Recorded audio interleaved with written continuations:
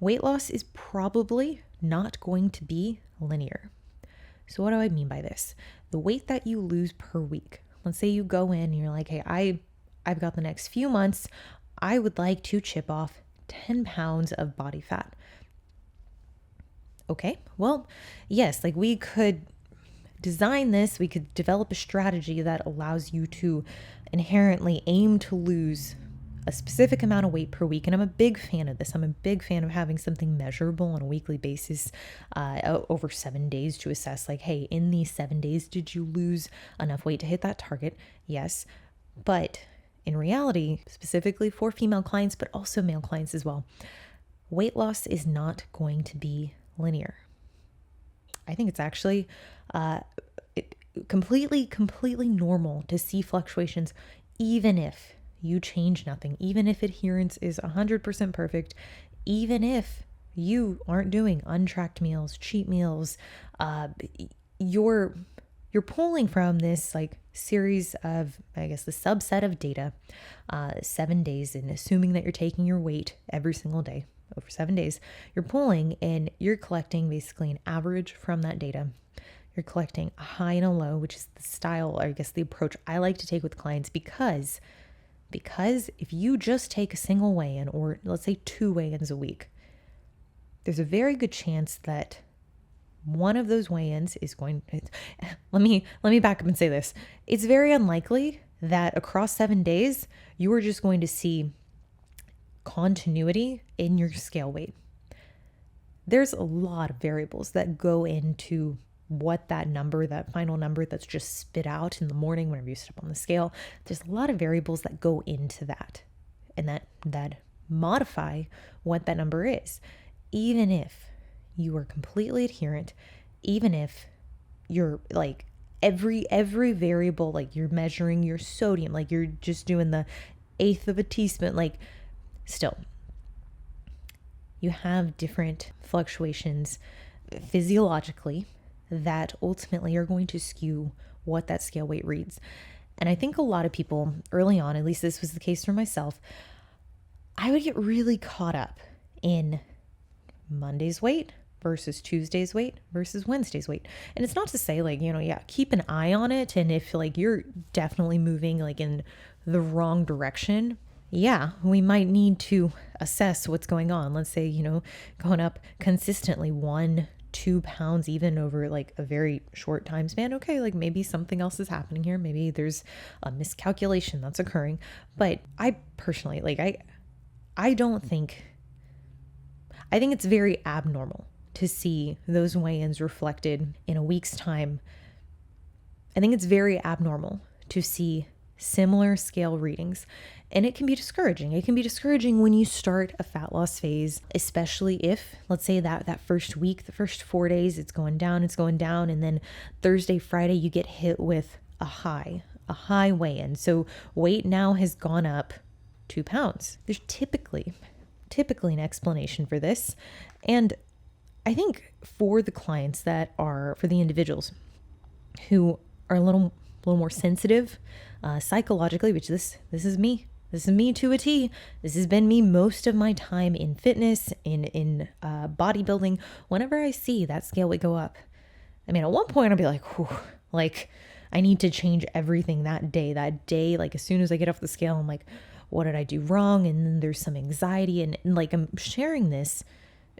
It's been a long time since I felt that kind of reaction to scale weight, but I'm sharing this because this is something that I see oftentimes. Like most clients that I work with, they get kind of bent out of shape when they see scale weight go up, even when they know like, hey, I have been 100% adherent. I've done everything that you asked me to do. I hit my water. I slept well. GI is moving well. It's normal. And when you look at the change week to week, this is obviously, especially if you're using something like the average to determine like, okay, what was the rate of change that week versus the next week versus the next, it's very normal to see that rate of change fluctuate. Now you also have to consider like, okay, we have hormonal fluctuations that if you're normal, like and I say normal, it sounds so harsh, but if you're someone who is like very consistent in terms of your menstrual cycle and you have like 28 to 30 days, but like, I mean, you know exactly, okay, this is when it's going to come. It shows up. Cool. Even then, you're probably going to have a week where even being on track, you don't see that drop. You don't see that drop in scale weight. Now, it's good. Keep this in mind. Hey, if you started a new training program, if let's say you're seeing increases in performance, so specifically like the weight that you're lifting, like you are training at a higher intensity than you ever have, very normal to see fluctuations. Now, what I want to say is like, I had a client this week who's very advanced. She is very good at like regulating emotions whenever scale weight doesn't drop the way she would hope it would. But even then, she's like, yeah, like if it doesn't drop, we know what we need to do. The point I want to stress is that go in to that fat loss phase knowing that there's going to be some fluctuation. There are going to be some weeks that just like maybe it's artificially inflated, maybe you get several artificial low weigh-ins. Another client this week, she comes to me, she's like, "Ooh, I was out in Sedona. I was like sweating my ass off. Like there were so many days like I was still hitting my water, but like I just felt like I was dehydrated." And like, yeah, we could see it reflected on her weekly sheet. So within the tracker that I have clients use, see like multiple low weigh-ins back to back to back. So her total rate of change this week, it was much greater than previous weeks. And we know like going into it, okay, well, like she did lose body fat. She's in a fat loss phase. Yes. But how do we take that data? How do we extrapolate that? And how do we set expectations for the following week? This goes both ways, whether there's an artificial high or an artificial low. It's going to skew that average. I mean, like I know this probably seems really like fundamental, but I think it's important, especially if you're coaching yourself, or let's say you're coaching under someone who they're not as communicative with those kind of shifts. Like you don't really know. You're like, hey, I didn't lose as much this week. How long are we going to ride this out before we drop food?